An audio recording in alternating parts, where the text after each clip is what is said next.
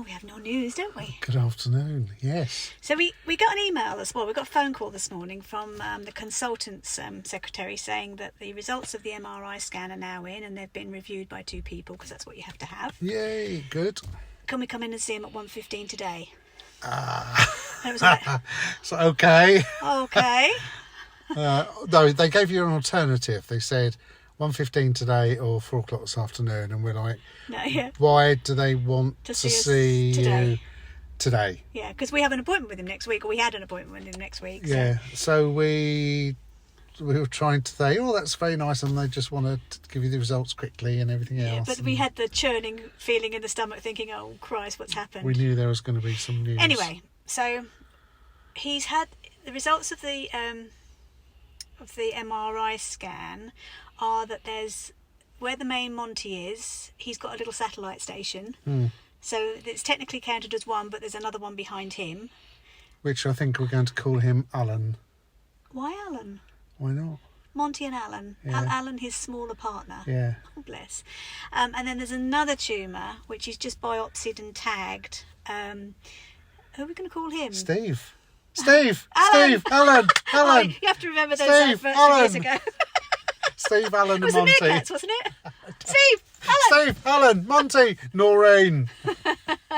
So there's actually the sort of like 4 little things So, yeah. flying around now, rather than just the 2. So that's interesting. But They did a biopsy again, and tagged it today again. on the new tumour Yeah. that they found, Yeah. and they have tagged it as well. Yeah, so he can find it. But So this he is can a really find it. good thing, because the radiologist said that they phoned him this morning and said there's another tumour that you need to tag if you need to map. Because what they do is they sort of build this map of where all the tumours are. So when they want to go in and do breast surgery, they know where the tumours are. Because if the chemotherapy, which is the hope, completely shrinks all of this cancer and gets rid of it all, then if they didn't tag it in the little different areas, they wouldn't know where to go in with the surgery to take the lumps or the little sites of those the sites of the tumours out, because they have to take the sites of the tumours out and a clearance around it in order to say they've cleared it, and you're now cancer free. So, or hopefully that's the fact. So they have to sort of like create this map with all these tags. And the radiologist said this morning to him, the chemotherapy is doing its job. These tumours are shrinking, so you need to get her in here quickly to be able to tag it now while you can still see And it. biopsy it now. So while you can still see it.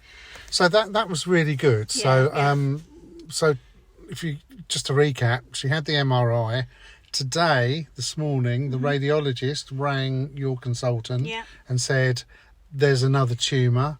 You need to tag it and biopsy it before it starts to shrink."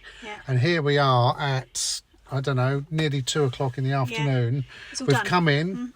I assume he looked at it under a ultrasound, and that's how he knows that they are starting to shrink as well, the other ones. And they biopsied it. They've tagged it, and we've got another appointment to come back and see the consultant in 4 weeks. In 4 weeks' time. And he actually said to me, "We've now got to make a decision, because I'm on the cusp of either having a complete mastectomy or a lumpectomy, and that's my decision apparently.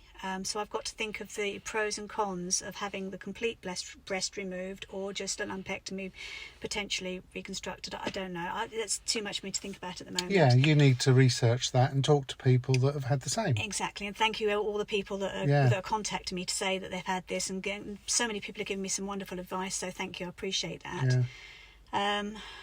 So yeah. Okay, so, and also today... There's a little chomp of these little cancer in my breast, isn't it? Yeah, It's having a great old chomp around. Good old chomp around in there. So today is... What is today? Today's Wednesday. Thursday today. Thursday. You had chemo number 2 on Tuesday. So this is day 2. I'm still on... You're still on funny tablets. Yeah, the steroids, I'm coming down. I am starting to get a bit tired again, but we're hoping all right. I've got another set of steroids to take very shortly, and then 1 set of steroids to take tomorrow, so... The hair is well and truly dropping out. Yeah, I'm now... Because somebody said to me, shave it, because you know I said to you before that in another one of my vlogs that when I do this and it all comes into my clothes as I'm sort of brushing it off, it's like really itchy, as if Welcome to my world. Yeah, as if you've just been just shaved, or you just had your hair cut. And that's happening every morning when I wake up and every morning when I go to bed or in the middle of the day. So I'm having showers now in the morning and the evening and putting cream on. And in the shower, I'm scrunching it all off and you just get this pile of hair in the bottom of the shower. Well, I said to you this morning, didn't I? I just noticed all the hair was in the bottom of the shower. But if I shaved it, then the follicles might stay there, because at least when it's got a bit of rough on it, the follicles will then come out. But if I shaved it, the follicles would stay in and then it would get infected. Yeah. But you said you found that sometimes it's quite uncomfortable. Yeah, so in these bits that are quite that are still there, if you push directly on them, I think the follicles are so sensitive that it really is quite painful. So, but if you it's quite painful if I push straight down. But but I just don't push. Okay, and you're still on steroids. So your last steroids tomorrow. Yeah, on this round of chemo. And are you taking anti-sickness? Yeah, taking anti-sickness at the moment 3 times a day. I've got dreadful heartburn today, so I'm going to have to take some omeprazole or something later. Excuse me. So okay. Yeah, we're that's a recap. So thank goodness the MRI has pinged up. Yeah, something some else. More. Yeah.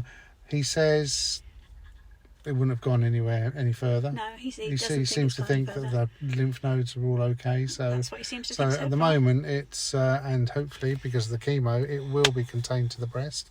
But instead of 1 in the breast and a node, it's 3 in the breast and a node. Mm-hmm. Monty, Steve, Alan, and Noreen. Got a right little family going on, haven't we? Let's hope they don't. Little cancer family. But yeah, we're good. Yeah, we're good. So that's it. I think that's just a quick update from us. Mm-hmm. Thank you very much, hospital. You're doing a blinding job. Yeah. Thanks again still for all your messages. We both read them. We try to answer as many as we can, can't we? Yeah. Or don't we? I duck in and duck out, so please excuse me if I'm not answering. And she's certainly in the next few days she's going to be snoozing.